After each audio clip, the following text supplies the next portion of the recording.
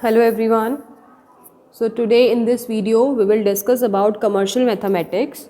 What is commercial mathematics? Commercial mathematics is a mathematics which we use in our day-to-day life.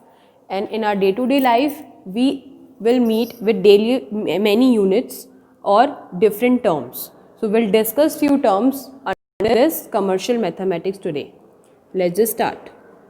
Our first term is ratio and proportion, which you all aware about what are ratio and proportion. So we'll start with ratio first.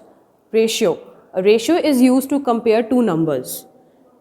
When we have two quantities or two units which must be in same unit or quantity, we compare them to find which one is greater or which one is smaller. So if I write it like this with the colons, that is called ratio. If I write here like A ratio B, 2 ratio 3 and 25 ratio 56. So here they are written like this. So this form is ratio and we can also write it as a fraction. If I have two numbers and a colon between them, that means ratio, but I will also write it as this way as a fraction. That means A upon B, 2 upon 3 and 25 upon 56. So the ratio can be written like both ways, as ratio or as fraction. Next is proportion. Proportion means what? When I have more than one ratio, two ratios, three ratios and they are equal. That means equivalent fractions.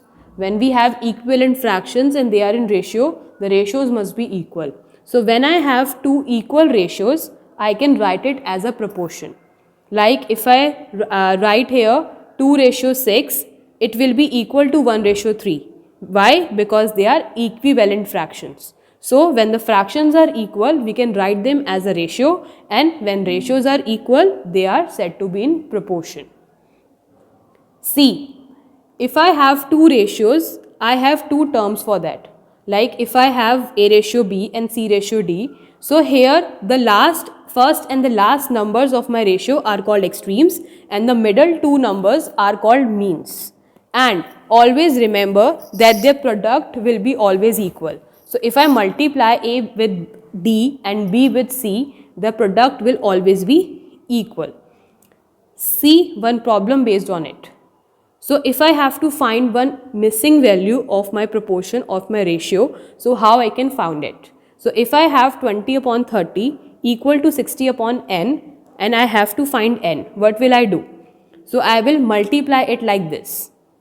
20 multiply n and 60 multiply 30. So then if I reduce them and calculate them, my n's value is 90. So by this multiplication, or you can say cross multiply, we can find the value of unknown number in my ratio using proportion. So this was about proportion. Now next term in our commercial mathematics is unitary method. What is that? Unitary method, the unit. Unit makes our unitary method. So finding the value of one unit, we use this method. Because after finding the one unit, we can also find our required number of units. For example, if I have the cost of 10 notebooks and I have to find 20 notebooks cost, I need first of all cost of one notebook. Until I don't know the notebook cost, one notebook cost, I cannot find the cost of 20 notebooks. So that is why the unit is important. So in the unitary method, we find the unit of 1. The value of 1. This is about unitary method. So the steps in this unitary method we need is division and multiplication.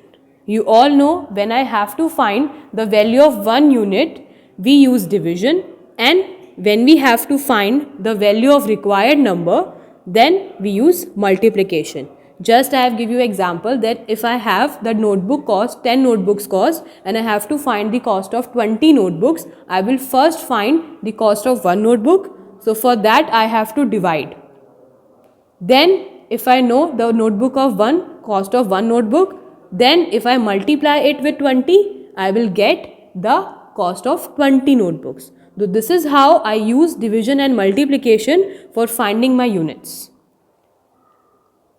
Next is percentages. In commercial mathematics, it is a very important term. So percentages. What is percent? A percent means what? It is rated with 100. Yes, a fraction with denominator 100 is called a percent. You all know how the fractions are, but if I have 100 in my denominator, that is called a percent. Like if I have any ratio, x ratio y or 2 ratio 3, 4 ratio 7, but if I have instead of 3 or 7 as a denominator, if I have denominator 100, then I will call it as percent as well. So percent means what? Percent means per 100. Like you can see 5% means what? 5% means 5 upon 100. Or I can also write it as a ratio 5 ratio 100. So percent symbol you can see here and it can be written at like this. Next, percent means this as well. Like if I have 10% of something, like I have 100 squares, and here the 10% means what? 10% means is 10 shaded parts you can see here. So percent means out of 100, something out of 100. If I say 10%, so it is the 10 parts of out of 100. If I say 20%, it will be 20 parts out of 100. If I say 90%, then 90 parts out of 100. This is what exact meaning of the percent. The parts I have taken from 100. That is the percentage. I hope this is clear. So, now we will learn about the percent conversion. What is that? Percent conversion means you will convert the percentage into different units, like the percent to ratio, ratio to percent, percent to fraction, fraction to percent, or decimal as well.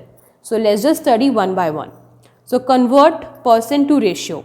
Here I have 57% and I have to convert it as ratio. So simple, I will write it as 57 upon 100 and then I can write it as 57 ratio 100. And next is same 6%, so I can write it as 6 upon 100 and then I will write it as 6 ratio 100. And I also reduce it if they are reducing, like in the simplest form. Next is ratio to percent, opposite of it. So if I given the ratio 43 ratio 100, I will write it as 43 upon 100 and 43%. And if I have 8 ratio 100, I will write it first fraction 8 upon 100, and if they are reducing, you can reduce it as well and write it as 8%. So this is it, like ratio to percent. Next is the fraction, percent to fraction. So express 12% as fraction, what will I do? I will change the percent sign with 100. Like we divide the number by 100 and then write it. So I will divide 12 by 100. So I will write 12 upon 100 and then I will reduce it. Its simplest form will be 3 upon 25. So the answer is 3 upon 25 as a fraction from 12%. Now next is 2 upon 5%. So again I will divide it with 100. So it will be 2 upon 500. And then if I reduce it, I will get 1 upon 250. So that is my simplest fraction from the percent 2 upon 5.